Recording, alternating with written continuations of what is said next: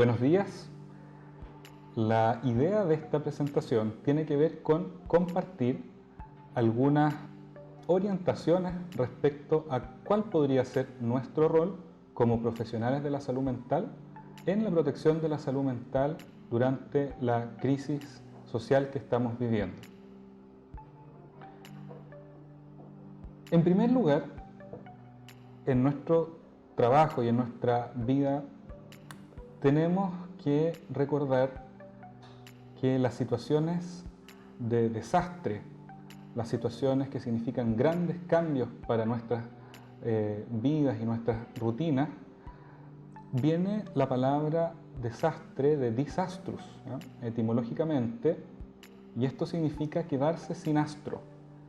Como ven en la imagen acá tenemos una cartografía de las estrellas que los navegantes, los marineros utilizaban para llegar a su destino. Y así como los navegantes necesitan estas referencias, nosotros en nuestra vida también necesitamos nuestros referentes. Y cuando hay caos y cuando hay desorden, lo que nos pasa es que perdemos estos referentes y por lo tanto se nos genera mucha angustia. La idea de esta presentación, como les comentaba, tiene que ver con buscar algunos referentes, en este caso profesionales, que nos ayuden en primer lugar a nosotros mismos a sobrellevar mejor lo que está ocurriendo, pero también ayudar mejor a nuestros pacientes y a la comunidad. Si se fijan, aquí existe una lista de ciertos referentes que nos permiten ubicarnos en el mundo y navegar en el mundo, ¿no? Todos podemos tener diferentes referentes políticos, sociales, religiosos y en este caso profesionales, ¿no?, a los que echamos mano habitualmente y con mayor razón aún en situaciones de crisis tenemos que hacerlos reflotar. Y yo quiero compartir con ustedes algunos referentes profesionales que me parecen relevantes. De todas maneras, estamos acotando esta presentación a los efectos de la crisis sobre la salud mental. Pero todos sabemos que en gran parte los determinantes de la salud, los determinantes sociales de la salud y también nuestro sistema de salud mental, su financiamiento y estructura, tienen que ver con las causas de la crisis, ¿no? El descontento social, el malestar que se está expresando, tiene directa relación con los problemas en nuestro país que se denominan determinantes sociales de la salud, ¿no? Pobreza, problemas de mal acceso a la salud, a la educación, a ambientes que sean facilitadores del crecimiento y el desarrollo de las personas, etc. Y por otro lado, en este momento sabemos que las condiciones de la salud mental de nuestro país, que basalmente son en general bastante malos los indicadores que tenemos a nivel nacional, por supuesto que van a empeorar con toda esta situación de incertidumbre, angustia y violencia que estamos viviendo. Entonces, la relación entre salud mental y crisis social, por supuesto, viene desde antes de la crisis, mediada por una condición social desfavorable para gran parte de nuestra población y estos determinantes sociales de la salud, por supuesto, que están relacionados con la situación actual y, por supuesto, también van a tener una influencia sobre aquellos grupos que van a ser más vulnerables también a los efectos negativos de esta crisis. Ahora, como país estamos, llamémoslo así, más acostumbrados a las emergencias que tienen que ver con los desastres naturales. El terremoto es un gran ejemplo de nuestra realidad. Sin embargo, esta emergencia, llamémosle social, es a todas luces distinta a las crisis y a los desastres a los que estamos acostumbrados como país, también como profesionales de la salud mental. Hay algunas diferencias que quiero enumerar.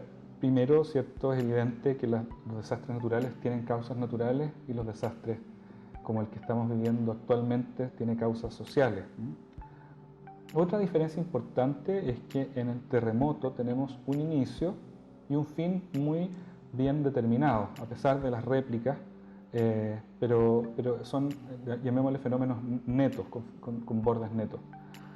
En esta crisis social la verdad es que ya llevamos más de un mes y los límites son mucho menos definidos, ¿no? No hay una claridad respecto al término de la violencia y esto genera también más angustia. En las crisis que tienen que ver con desastres naturales no se cuestiona la legitimidad de las instituciones y la ayuda del Estado es bien recibida, ¿no? Uno puede ver que las quejas tengan que ver con la oportunidad o con la insuficiencia, pero no con la legitimidad de la respuesta.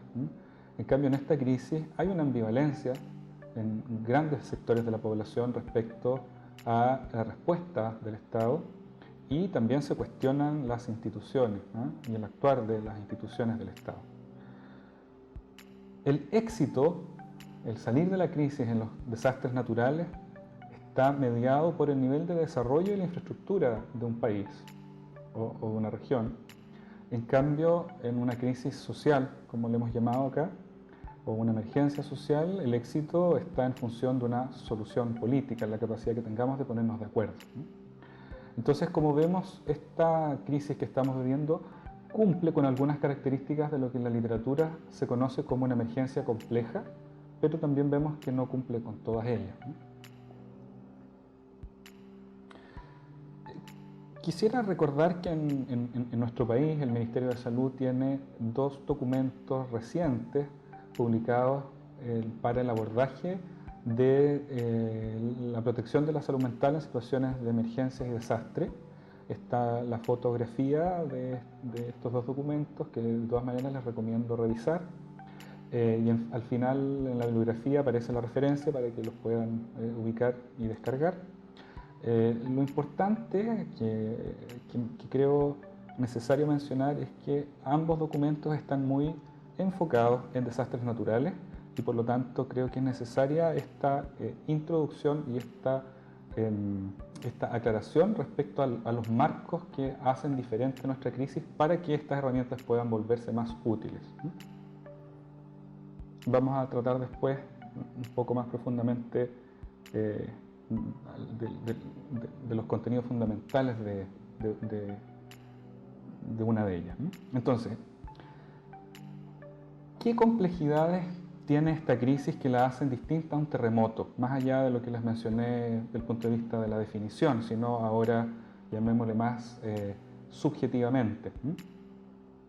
En primer lugar, tenemos que tener la claridad de que esta crisis va a afectar de manera distinta a las personas en función de lo que les ha tocado vivir ahora y de sus historias y las historias de su familia o de sus cercanos. ¿Por qué es importante precisar eso? Porque distintas personas en distintos momentos se van a ver expuestos a distintas manifestaciones de la crisis. Por ejemplo, una dimensión de la crisis tiene que ver con el vandalismo destructivo, más o menos organizado, que vemos constantemente a través de los medios de comunicación. La quema, los saqueos, la destrucción, el vandalismo genera mucha angustia y malestar y miedo en muchas personas. Por otro lado, otra manifestación de la crisis tiene que ver con el uso excesivo de la fuerza por parte del Estado y la violación de los derechos humanos y las también terribles imágenes que hemos visto a propósito, por ejemplo, de los estallidos oculares y de las pérdidas oculares. Eso también genera mucho temor en muchas personas. Y por último, la movilización social constructiva. En el fondo, lo que vemos en este movimiento, en esta gran movilización social, es la intención de mejorar el país, es la propuesta de generar cambios. Y eso es muy esperanzador, y si se fijan, contrasta tan notoriamente con estas otras formas de violencia que al mismo tiempo estamos viendo. Entonces, estos fenómenos o estos aspectos tan contradictorios del fenómeno nos van a generar una tensión y un malestar mayor, porque es difícil conciliarlo. Esto a nivel individual, pero también a nivel de nuestros pacientes y de la opinión pública. Entonces tenemos ahí que estar muy atentos a las personas que tenemos enfrente y cuál de estos aspectos es el que es el que tienen de alguna forma han estado más expuestos o el que tienen más presente. Y aquí no podemos dejar de mencionar la importancia del rol de los medios de comunicación y de las redes sociales en mostrar uno u otro de estos aspectos de manera más intensiva que el resto y para muchas personas generando más angustia y más preocupación y más miedo a pesar de no haber estado directamente expuestos a esta violencia de manera inmediata. Otra complejidad de la crisis que hay que tener en cuenta a la hora de abordar esta situación tiene que ver con cómo se tensionan nuestros roles. Por un lado tenemos el rol de cuidarnos a nosotros mismos, nuestras familias y a quienes queremos, frente, como les mostraba recién, a situaciones de violencia que se están viendo en el país. Por otro lado tenemos nuestro rol como profesionales de la salud mental, nuestra función, nuestros compromisos con nuestros pacientes, pero también nuestros compromisos con la población en general. Y ahí hay una relación con el siguiente rol, que es nuestra participación social y política.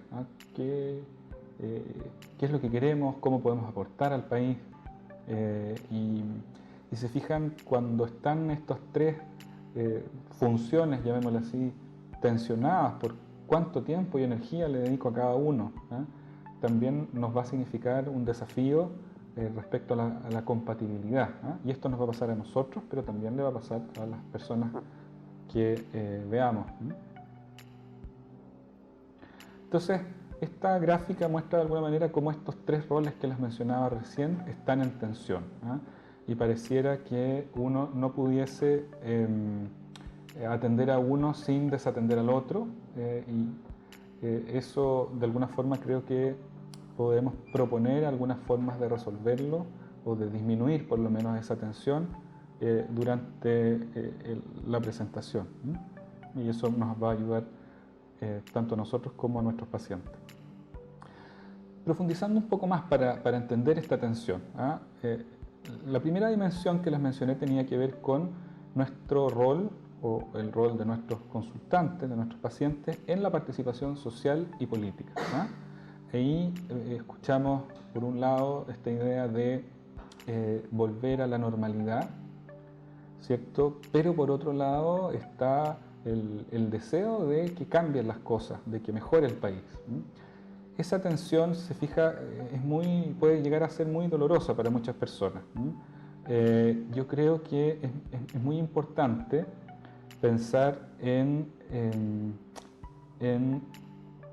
volver, más que volver a la normalidad, es en recuperar la paz y transmitir la idea de que los cambios sociales se van a conseguir a través de vías democráticas y dialogando, y para eso necesitamos una seguridad mínima, y les vamos a ir explicando algunos motivos de por qué eso es necesario.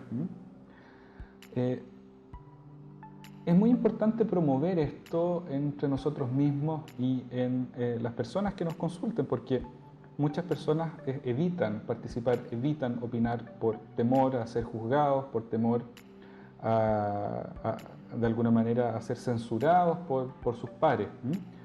Y es muy importante promover que las personas opinen y que las personas participen de aquellas instancias en donde pueden conversar, en donde pueden plantear sus inquietudes y sus propuestas. Tenemos que promover en el fondo esto, ya que facilita el canalizar de mejor manera esta angustia, y al mismo tiempo es muy positivo para la resolución de esta crisis. La verdad es que si las personas no plantean lo que piensan y se restan en la participación de las decisiones, de todas maneras van a tener que vivir con las consecuencias de aquellas decisiones. Entonces es importante ayudarlos a a conversar y a plantear esto en las instancias en donde puedan hacerlo. Por otro lado, como trabajador de la salud mental, tenemos nosotros una atención. La atención que les mencionaba recién es compartida tanto para nuestros pacientes como para nosotros como profesionales. Esta es más específica, yo diría que es replicable en varias otras áreas laborales, pero es más específica la nuestra. Tiene que ver con cómo mantengo mi atención clínica individual, habitual, versus cómo ayudo a proteger la salud mental de la población, ahora pensando a nivel más poblacional. Entonces, esta atención yo creo que de alguna forma nos va a dejar inquietos, nos va a hacer cuestionarnos respecto del sentido de continuar haciendo policlínico, y la verdad es que, como les voy a mostrar más adelante, es bastante compatible y necesario, no solo compatible, el mantener los tratamientos de nuestros pacientes en esta crisis, y al mismo tiempo podemos, a través de eso o a través de otras instancias, promover mensajes que protejan la salud mental sin descuidar nuestro rol básico de la continuidad de los tratamientos. Por supuesto que nuestra influencia va a ser limitada, pero les comparto esta cita de Gandhi que me parece muy relevante para lo que está pasando. Hagas lo que hagas, será insignificante, pero es muy importante que lo hagas. Como les voy a mencionar más adelante, hay algunos roles que dependen de nosotros que no podemos dejar de cumplir, según mi opinión. Complejidades de la crisis. La tercera dimensión, ¿se acuerdan? Revisamos la dimensión que tiene que ver, por un lado, con la participación social y política, la relevancia que tiene en el momento actual. Por otro lado, nuestro rol a nivel profesional, en la atención individual y también en los mensajes a la población general. Y en tercer lugar, el cuidado personal y familiar, nuestro cuidado personal y familiar. En ese sentido, tenemos por un lado la atención, que significa preocuparnos de nuestro cuidado, de nuestra seguridad, de nuestros seres queridos, en lo inmediato, pero también a mediano y largo plazo, a propósito de las amenazas que significan no solo a nuestra seguridad actualmente, sino también a nuestra seguridad económica, y la incertidumbre respecto también a la situación económica del país. Esto tenemos que tener mucho cuidado, y aquí me voy a detener unos minutos respecto a siendo conscientes de la necesidad de protegernos y de cuidarnos.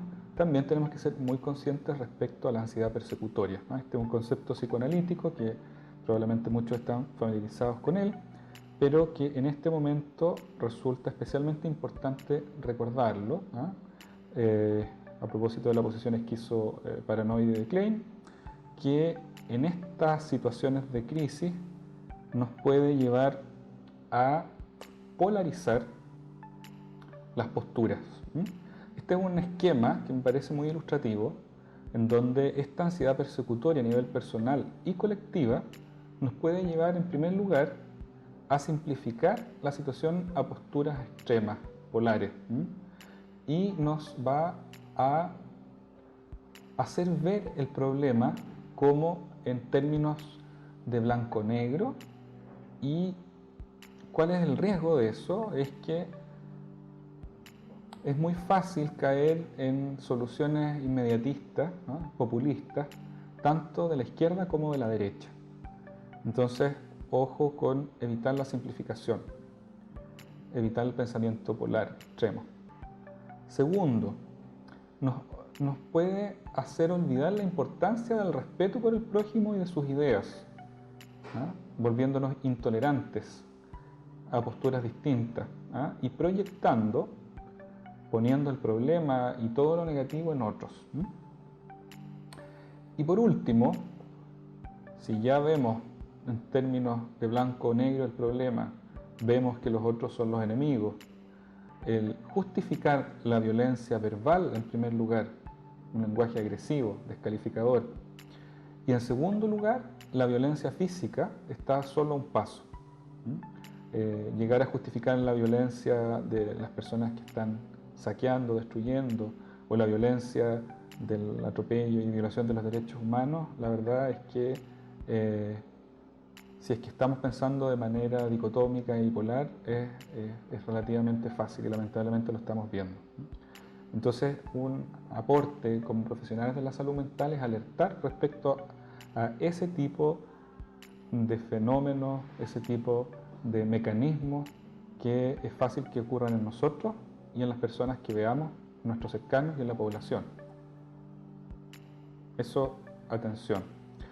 Esta pirámide nos muestra las necesidades humanas según Maslow y, como recordarán, mientras más en la base de la pirámide nos encontremos, mientras más amenazadas veamos nuestras necesidades de seguridad y nuestras necesidades básicas fisiológicas, vamos a movernos de conseguir la supervivencia y vamos a estar poco predispuestos a colaborar, vamos a estar poco predispuestos a generar actividades más altruistas y por lo tanto es más difícil que se den situaciones prosociales y que conduzcan a un término más constructivo de una salida. Entonces es muy importante el recuperar la paz para poder generar una dinámica dialogante constructiva. Esta cita me parece que es muy importante, a propósito de lo que vemos y de la amenaza a nuestra seguridad, o los miedos o incertidumbres que podamos sentir. Dalai Lama dice: no permitas que los comportamientos de los demás destruyan tu paz interior. O sea, en ese sentido, tanto nosotros, y podemos transmitir lo mismo a nuestros pacientes, es nuestra responsabilidad mantener nuestra mente suficientemente abierta para acordarnos de que estos problemas son complejos y de que debemos ser tolerantes. Si hacemos ese ejercicio a nivel individual y a nivel de nuestra atención en salud mental, vemos que va a ser un grano de arena a la salud mental colectiva. Y si eso se multiplica, pudiese de alguna forma generar algún aporte a este proceso de cambio social que todos queremos. ¿Y cómo? La verdad es que, excepto por los grupos violentistas extremos, la gran mayoría del país afortunadamente está pensando en resolver esto a través de cauces democráticos. Y eso requiere un diálogo tolerante y constructivo, que por supuesto respete ciertos mínimos, como los derechos humanos, y que se garantice la seguridad. Esta imagen me parece muy ilustrativa, yo creo que es bueno ocuparla con nuestros pacientes y con nosotros mismos. Si se fijan, este cilindro que vemos al medio, hacia una pared, en la pared izquierda, aparece proyectado en una pared con una luz azul.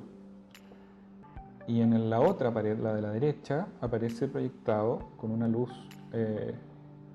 amarilla. Como ven ustedes, en una vemos un círculo amarillo y en otra vemos un cuadrado azul. Si se fijan, un aspecto tan básico de la realidad como una figura geométrica tiene estas miradas distintas. Imagínense un problema social como el que estamos viviendo. Entonces, lo importante acá es recordar que nadie tiene la verdad absoluta. Entonces, ¿qué cosa es importante de atender? Ciertas precauciones respecto a estas ideas que muchos de nosotros y todos tenemos. Es muy importante, para poder discutir y para poder debatir respecto a las ideas, separar la idea de la persona. ¿Qué quiero decir con eso? Si nosotros pensamos algo, es muy necesario para poder debatir y conseguir de alguna forma un enriquecimiento mutuo a través de ese diálogo, que seamos capaces de despegarnos de esa idea como una parte fundante de nuestra identidad. Si esa idea de alguna manera es una parte indisoluble de nuestra identidad, nos vamos a sentir atacados si alguien la cuestiona. Y esa forma de pensar es muy peligrosa porque hace muy difícil el diálogo. Entonces, el desafío a nivel individual es separar nuestras ideas de quiénes somos. Y a nivel colectivo es poder, de alguna manera, darnos cuenta de que probablemente tenemos más cosas en común con una persona que piensa distinto, pero quiere dialogar, a una persona que piensa igual que nosotros, pero no está dispuesta a dialogar y está de alguna manera promoviendo la violencia. Entonces, ese es un desafío que no es menor. Tenemos que respetar a las personas y tenemos que hacer debatir a las ideas para que surja lo mejor. Y otra cita de Gandhi que me parece muy importante también para este punto. El desacuerdo honesto es una buena señal de progreso. O sea, eso es muy importante para poder generar un diálogo constructivo. No tenemos por qué estar de acuerdo en todo, pero no tenemos por qué atacar a una persona que piensa distinto, y ahí viene el desafío de la tolerancia. Otra cita de Gandhi: la intolerancia es en sí misma una forma de violencia y un obstáculo al crecimiento del verdadero espíritu democrático.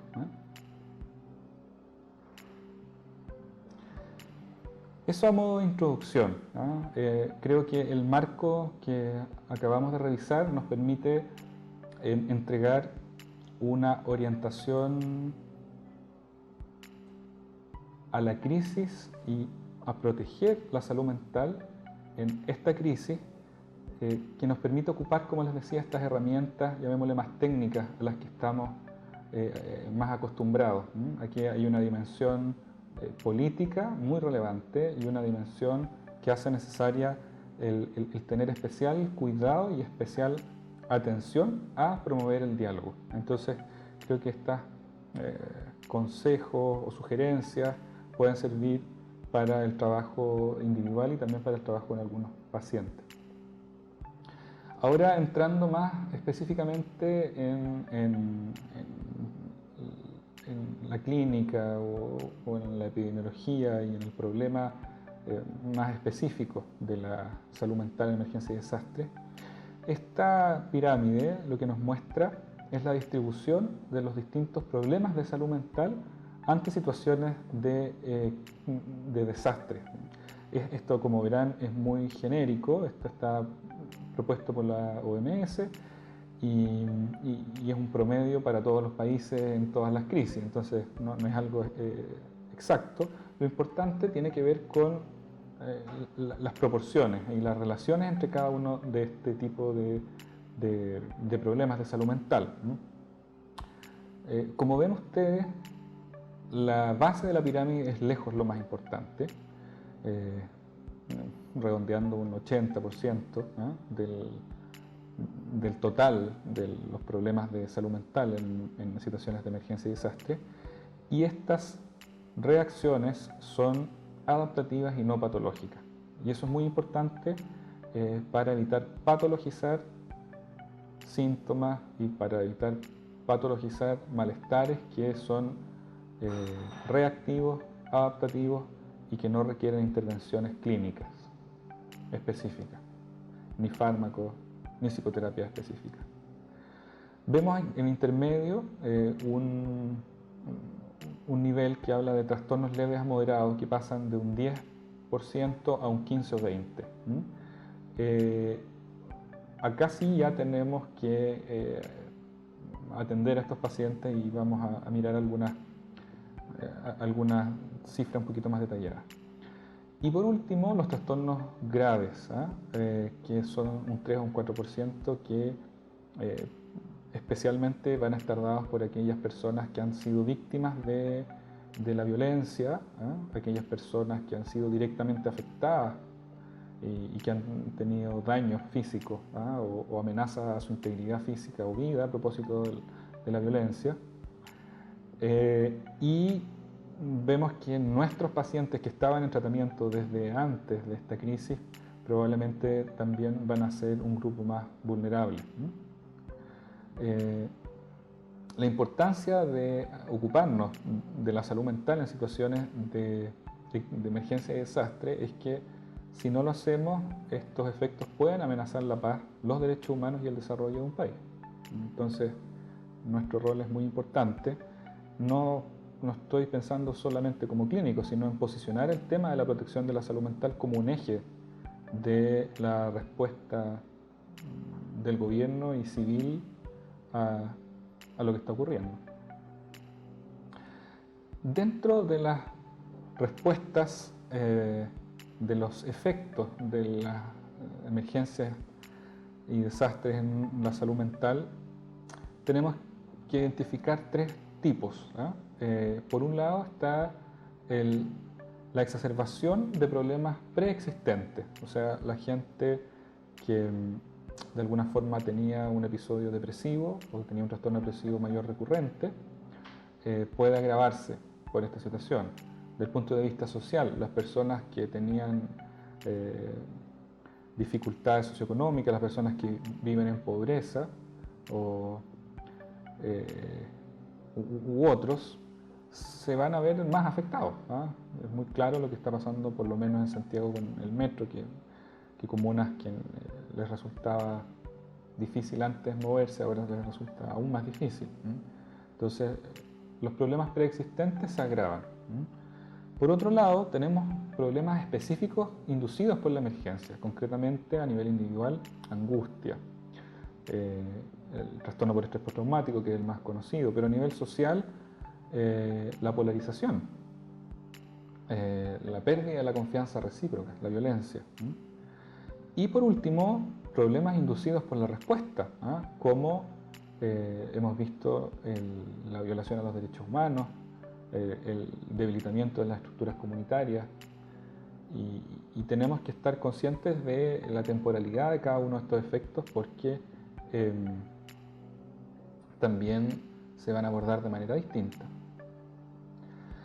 Aquí hay una lista de reacciones tanto sociales, físicas, emocionales y cognitivas en adultos que está en uno de los manuales del Ministerio. La verdad es que es una lista útil, hay varias, ustedes pueden encontrar en distintas fuentes, pero lo importante es transmitir este tipo de información a la población en general para educar. Hay varias iniciativas muy positivas que hay en el país que uno pudiera ocupar en este caso. Ahora, estos síntomas, si los pensamos, como les decía al principio, va a ser muy distinta la respuesta de una persona que fue dañada gravemente, que quedó mutilada por algún acto violento. Va a ser muy distinta a otras personas que en el fondo no han tenido una relación directa con estos grados de violencia que estamos viendo. Si pensamos esto a nivel individual, tenemos que tener claro que al principio, cuando viene, llamémosle así, el impacto del trauma, nos vamos a encontrar con una persona afectada. Sin embargo, después que vea mucha ayuda, la gente ayudándola, las personas pendientes al principio, va a sentir un bienestar transitorio, dado de alguna forma por el respaldo. Sin embargo, después de semanas, esto va a ir pasando, la gente va a empezar a volver a su rutina y la persona que vivió el trauma o los grupos de personas que vivieron el trauma se van a sentir más solos, se van a sentir más abandonados.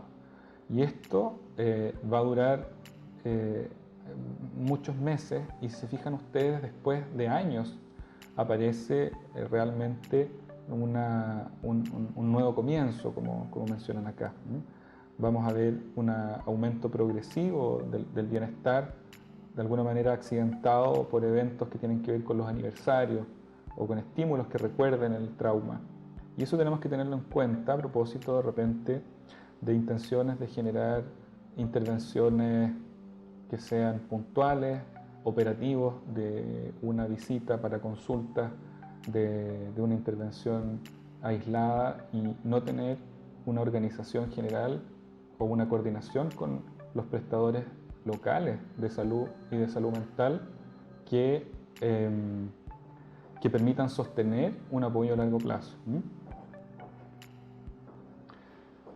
Esta imagen es un artículo del Lancet en donde muestra cómo en situaciones de emergencias complejas, los pacientes psiquiátricos que requieren cuidados y que requieren vivir en hogares protegidos suelen quedar de alguna manera muy postergados, y lo que proponen estos autores es la necesidad de generar apoyos sostenidos de los cuidados de pacientes psiquiátricos dependientes. Ahí hay un llamado a los profesionales de salud mental a continuar con eso y a proteger a nuestros pacientes. Este artículo es un artículo, voy a mostrar solo un par de datos, hay mucha información, pero me parece importante a propósito de resaltar ideas clave. Este artículo es un artículo chileno de unos colegas de Curicó que estaban estudiando lo que ocurrió con pacientes en control por depresión, mujeres en control por depresión a nivel de un centro de atención secundario de especialidad en el programa de depresión, y que evaluaron el compromiso, ¿cierto?, la severidad de sus síntomas justo antes del terremoto, un mes después del terremoto del 2010 y 6 meses después del terremoto. Y lo que ven ustedes en esta gráfica es que el compromiso mayor, los pacientes más graves, estaban en color negro, y así mientras más claro el color hasta llegar al blanco es más leve el compromiso. Y como ven, los pacientes que estaban en tratamiento por depresión en un nivel secundario de atención, después del primer mes mostraron un aumento de la gravedad de sus síntomas de manera muy notoria. Esto es importante porque probablemente nuestros pacientes en control tengan una respuesta similar mientras más cercanos estén expuestos a la violencia. Esto se va normalizando, llamémoslo así, va disminuyendo después de los 6 meses, pero se fijan, aún queda un aumento de la sintomatología grave a los 6 meses. Entonces, lo importante tiene que ver con estar atento a esta situación y facilitar que podamos responder a tiempo a esas demandas a propósito de la gravedad o del aumento de la gravedad de muchos o de algunos de nuestros pacientes.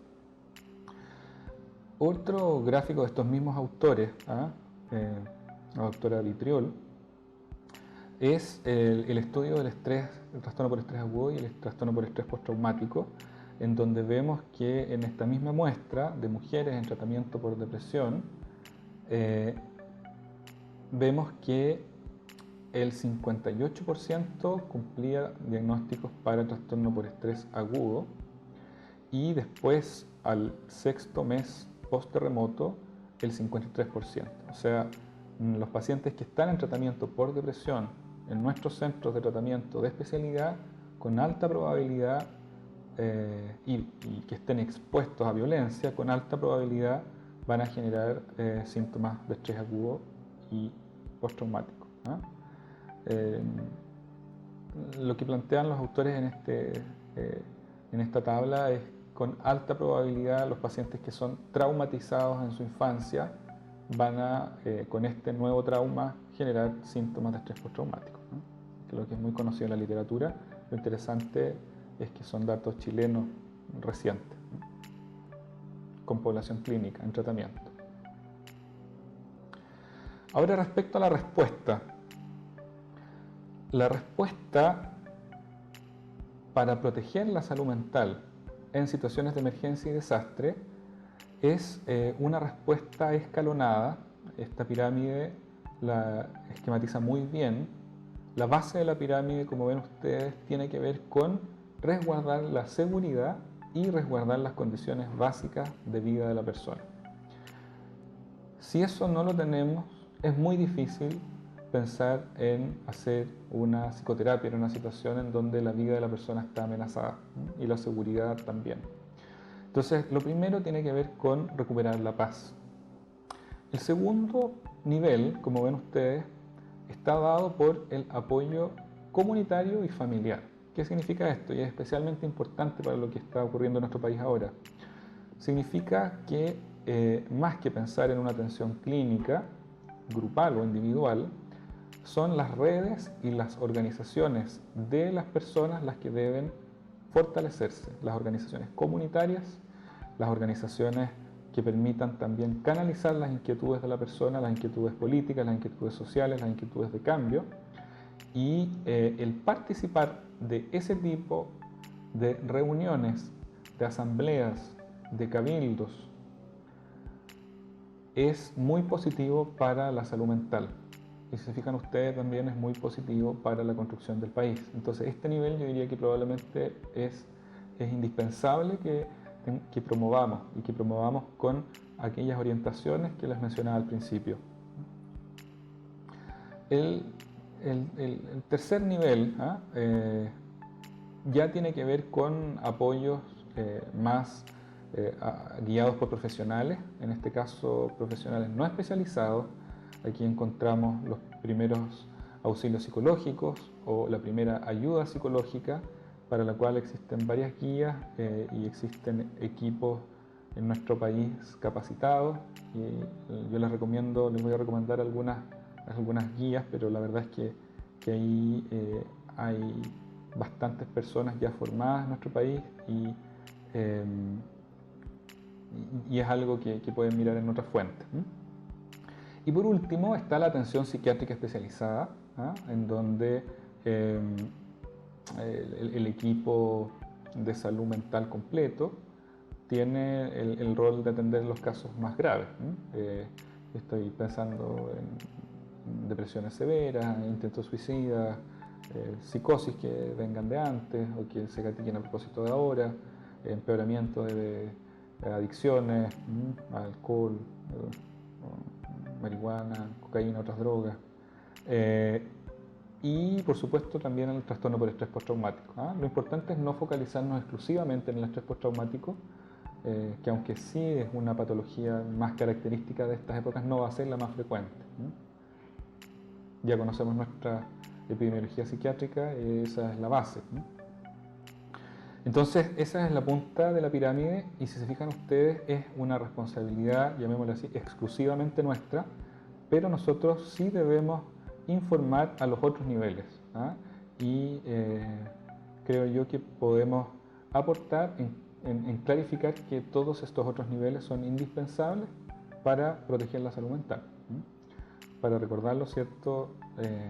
Recuperar la paz, asegurar nuestra convivencia básica, promover las organizaciones comunitarias que canalicen los deseos de cambio, después los apoyos no especializados y por último los apoyos especializados. Este es el esquema de la guía de MinSal que yo les recomiendo revisar, en donde aparecen los distintos ejes de intervención para la gestión en la reducción de desastre, en reducción de la gestión de la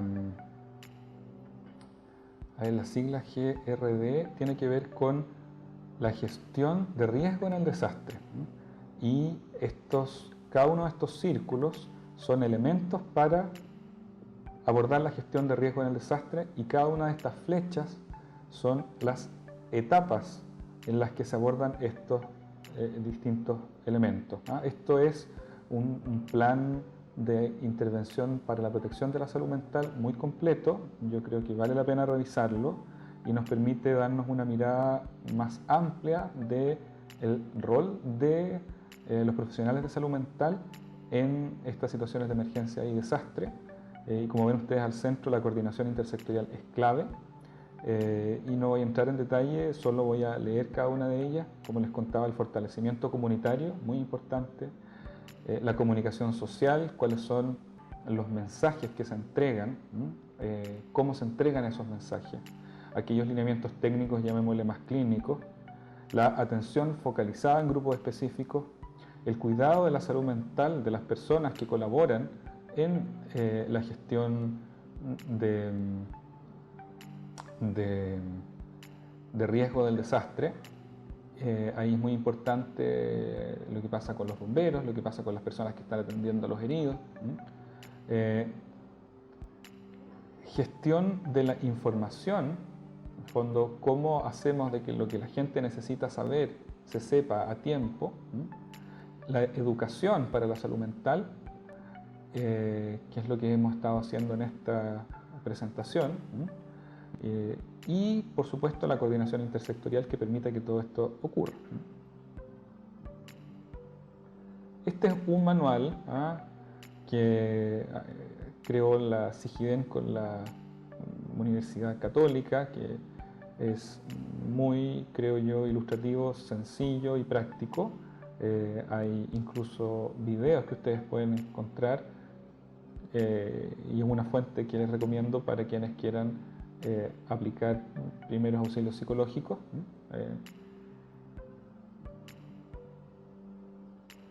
Los que creo que en una situación como la que estamos viviendo debiesen tener algunos elementos distintos, algunos elementos que tienen que ver con lo que veíamos al principio.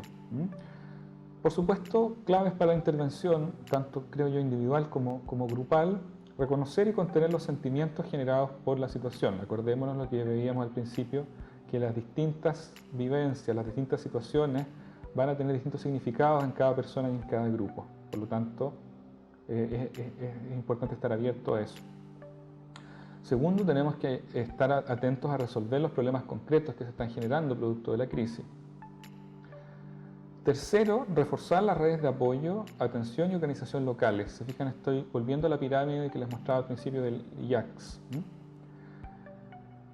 Cuarto, educar respecto al pensamiento polar y los sesgos que se intensifican producto de la angustia. Recordar la complejidad de la realidad. Yo creo que esto es algo más específico.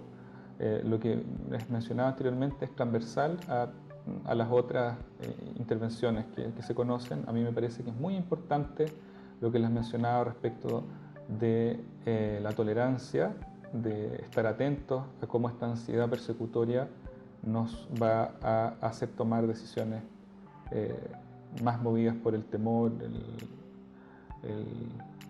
el odio incluso, que ayudarnos a resolver la crisis. 5. Recordar la necesidad de respetar la resolución democrática de esta crisis y de rechazar la violencia. Es muy importante transmitir esa idea. Y por último, transmitir esperanza respecto de la resolución de la crisis, recordando que cualquier proceso toma tiempo. Si fijan, aquí hay algunas claves que para mi gusto es útil tener en cuenta a la hora de la intervención. Y volviendo a la pirámide que les mostraba al principio, si nos estamos atentos a resguardar la salud mental para promover un diálogo democrático tolerante, vemos que nuestros distintos roles, tanto profesional, personal como social o de participación política, tienen mucho que ver. La verdad es que como profesionales de la salud mental podemos aportar en que se dé ese diálogo democrático tolerante, a nivel personal, profesional y social. Eso creo que disminuye bastante las tensiones en esos roles y nos puede ayudar a sentirnos mejor y también ayudar mejor a nuestros pacientes. Entonces, para terminar, a modo de conclusiones, la crisis social va a afectar a las personas y a los grupos o comunidades en función de lo que les toca vivir, qué aspectos de la crisis están sufriendo o viviendo y a sus experiencias pasadas. La salud mental, tanto individual como colectiva, juega un papel entre las causas de la crisis, pero también en la construcción de una salida. Debemos enfocarnos en recuperar la paz, reforzar las organizaciones comunitarias y evitar patologizar aquellas reacciones que son adaptativas.